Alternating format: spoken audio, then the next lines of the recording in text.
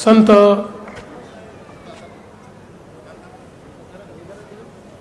सर्वप्रथम मी श्री संत वामनभाऊ महाराज यांच्या चरणी नतमस्तक होतो आणि आज हा एक अमृत योग आहे की गहिनीनाथ गडाची परंपरा ज्यांनी सुरू केली त्या संत वामनभाऊ महाराज यांच्या 50व्या पुण्यतिथीच्या वर्षी 94वा नारळी सप्ताह हा तीच परंपरा अतिशय समर्थपणे चालवणारे हरिभक्त परायण विठ्ठल महाराज यांच्या जन्मगावी म्हसोबाची वाडी या ठिकाणी होतोय आणि या अमृत योगात आपण सगळे या ठिकाणी उपस्थित आहोत। ही खरोखर एक प्रकारे आपल्या सगळ्यांना श्री संत वामनभाऊंचाच हा आशीर्वाद आहे असं मी या ठिकाणी म्हणतो। आज या सप्ताहाच्या निमित्ताने मंचावर उपस्थित असलेल्या राज्याच्या पर्यावरण मंत्री सौ पंकजाताई मुंडे, सोबतच उपस्थित असलेले आमदार माजी मंत्री धनंजय मुंडेजी, आमदार सुरेश धसजी, माजी मंत्री जयदत्तअण्णा क्षीरसागरजी, श्री शंकर देशमुख, श्री प्रतापदादा ढाकणे, श्री साहेबराव दरेकरजी, बाळासाहेब आजबेजी, भीमराव धोंडेजी आणि अर्थातच ज्यांचा आशीर्वाद घेण्याकरता आपण सगळे या ठिकाणी आहोत ते हवप विठ्ठल महाराज आणि उपस्थित म्हसोबाची वाडी आणि आसपासच्या सगळ्या जिल्ह्यातून गावातून या ठिकाणी उपस्थित असलेल्या माझ्या सर्व माता भगिनी आणि बंधूंनो, मला अतिशय आनंद आहे की आज या सप्ताहाच्या निमित्ताने उपस्थित राहण्याची संधी मला मिळाली। मागच्या वर्षी पारगावच्या सप्ताहामध्येच विठ्ठल महाराजांनी माझ्याकडनं कबूल करून घेतलं होतं की पुढच्या वर्षीच्या सप्ताहाला म्हसोबाच्या वाडीला मी येईल आणि आपलं निमंत्रण 1 वर्षापूर्वीच या ठिकाणी प्राप्त झालं होतं आणि आज मला अतिशय आनंद आहे कारण आपल्या सगळ्यांना याची कल्पना आहे की श्री संत वामनभाऊ महाराज नाथ संप्रदायाचं एक विलक्षण अशा प्रकारचं हे नेतृत्व होतं, एक विलक्षण अशा प्रकारची आध्यात्मिक शक्ती होती की ज्यांच्या अतिशय सामान्य राहणी पण कर्तृत्व मात्र हे प्रचंड मोठं होतं।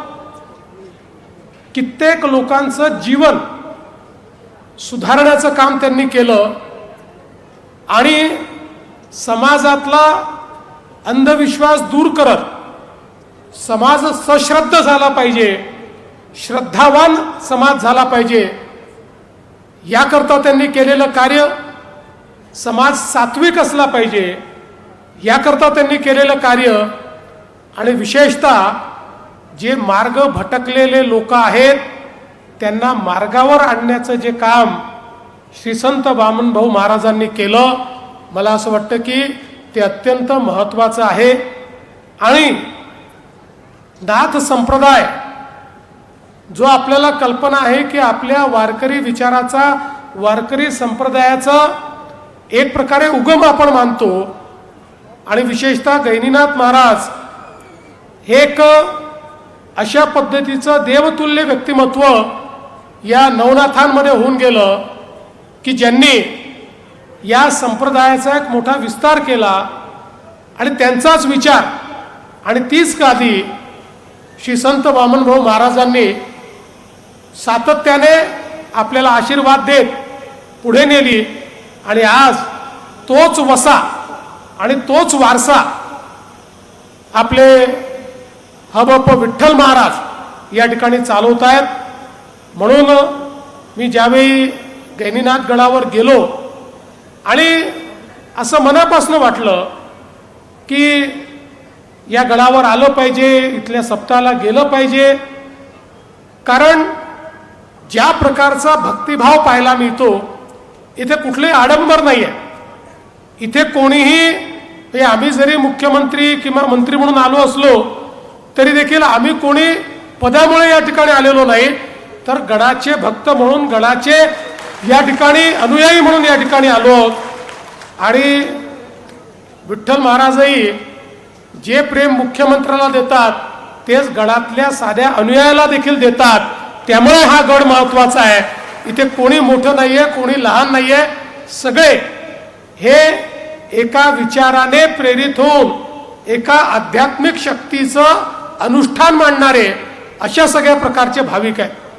आपण बघा 94वा सप्ताह आपण साजरा करतोय आणि मी ज्यावेळेस यादी बघितली 2039 सालापर्यंतचे सप्ताह बुक झालेले आहेत. वेगवेगळ्या गावांनी यापूर्वीच 2039 पर्यंतच्या सप्ताहाचे नारळ हे त्या ठिकाणी ऍडव्हान्स बुकिंग करून टाकलेले आहेत. हे असं जगात कुठेच तुम्हाला पाहायला मिळणार नाही की इतके वर्षापूर्वी गावं, आमच्या गावामध्ये हा सप्ताह घ्या. म्हणजे आता म्हसोबाची वाडी हे छोटंसं गाव आहे, पण एवढ्या छोट्याशा गावाने इतका मोठा सप्ताह घ्यायचा, सगळ्या व्यवस्था करायच्या, सर्व लोकांना निमंत्रित करायचं, त्यांचा पाहुणचार प्रसाद सगळ्या गोष्टी करायच्या. ही जी शक्ती आहे हीच खऱ्या अर्थानं समाजाला एकरूप ठेवणारी शक्ती आहे, समाजाला बळ देणारी शक्ती आहे. आणि विविध समाजाचे लोक हे एकत्रित ज्यावेळेस येतात आणि अशा पद्धतीनं एक आध्यात्मिक बैठक ही त्यांच्यामध्ये जेव्हा तयार होते, मला असं वाटतं की त्याच वेळी खऱ्या अर्थानं एक सश्रद्ध समाज हा आपण तयार करत असतो. विशेषतः मी मागे उल्लेख केला की भाविकांची जी शिस्त आहे ती इतकी महत्वाची आहे. मी गडावर नेहमी बघितलं की सगळ्या गोष्टी अतिशय शिस्तीत होतात. पंक्ती बसल्या त्याही शिस्तीत होतात, कीर्तन तेही शिस्तीत होतं, जो काही आपला त्या ठिकाणी फुलं टाकण्याचा जी आपली प्रथा आहे ती अतिशय शिस्तीत होते.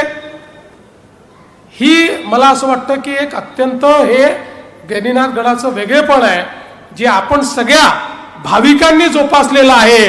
आणि विठ्ठल महाराजांनी इथनं एक आदेश केला तर त्याप्रमाणे आपण सगळे योग्य पद्धतीनं हे कामकाज चाललं पाहिजे असा जो प्रयत्न करता, मला वाटतं हे खूप महत्वाचं आहे.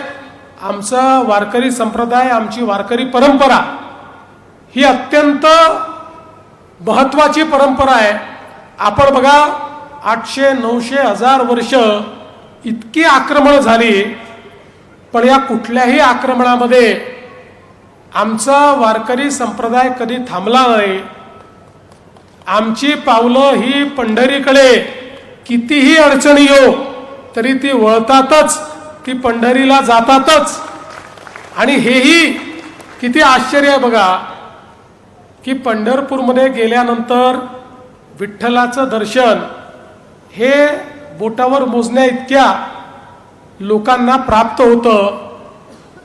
काही लोकांना मुखदर्शन प्राप्त होतं, पण लाखो भाविक असे आहेत की जे केवळ कळस दर्शन करून त्या ठिकाणून जातात, पण तरी देखील दरवर्षी कळस दर्शनाकरता आमची पावलं पंढरपूरकडे वळतात, म्हणजे वळतातच. आणि म्हणून मला या ठिकाणी विठ्ठल महाराजांनी सांगितलं की शेवटी वारकरी संप्रदायाचे अर्धवीव म्हणून ज्या गैनीनाथ महाराजांकडे आपण बघतो, त्यांच्या गळावरनं जी दिंडी पंढरपूरला जाते त्या दिंडीकरता जो रस्ता आहे तो चांगला करून द्या. त्या संदर्भात आता सगळ्या व्यवस्था केल्या आहेत, त्याचा आपण एस्टिमेट तयार केला आहे. निश्चितपणे आपण तो रस्ता येत्या काळामध्ये हातामध्ये घेऊ. आणि आता तर ही आनंदाची गोष्ट आहे की पंढरपूरला गैनीनाथ गडाची स्वतःची जागा झालेली आहे आणि ती अजून त्याचा विस्तार होणार आहे. आणि पुढे मला असं वाटतं की खूप मोठ्या प्रमाणात चांगल्या व्यवस्था या पंढरपूरला त्या ठिकाणी होतील. पण मी आज एवढंच सांगतो, गडाचा विषय असेल किंवा पंढरपूरच्या रस्त्याचा विषय असेल, हे सगळे विषय हे निश्चितपणे मुख्यमंत्री म्हणून नाही तर या गडाचा एक भक्त म्हणून मी त्या ठिकाणी पूर्ण करण्याचा प्रयत्न करीन. ज्या प्रकारे पंकजाताईंनी किंवा धनंजयजींनी सांगितलं त्या प्रकारे आम्ही सगळे मिळून ही जी काही आपली परंपरा आहे ती परंपरा पुढे नेण्याचा प्रयत्न करू. आज मी पुन्हा एकदा या ठिकाणी विठ्ठल महाराजांचे मनापासून आभार मानतो आणि त्यासोबत म्हसोबाची वाडी या गावातल्या गावकऱ्यांचे आभार मानतो की त्यांनी नुसतं निमंत्रण दिलं नाही तर आग्रह केला की तुम्ही आलं पाहिजे. आणि म्हणून आपल्या सगळे आले होते मला भेटायला आणि म्हणून आपल्या सगळ्या भक्तांचं दर्शन हे घेण्याची संधी देखील या निमित्ताने मिळाली. आपल्यालाही सगळ्यांना मनापासून मी प्रणाम करतो. आणि या ठिकाणी आमच्या सुरेश भाऊंनी काही एका रस्त्याची मागणी केली आहे, ती पण सुरेश भाऊ आपण निश्चितपणे पूर्ण करू हे आपल्याला या निमित्ताने सांगतो आणि माझं बोलणं संपवतो. धन्यवाद. या ठिकाणी वामनभाऊ महाराजांना नतमस्तक होतो.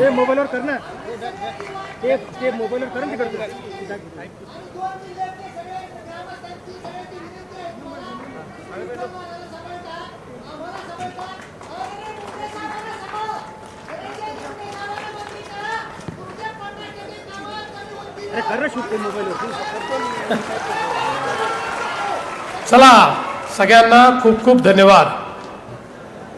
पारगाव ग्रामस्थ आपल्याला एक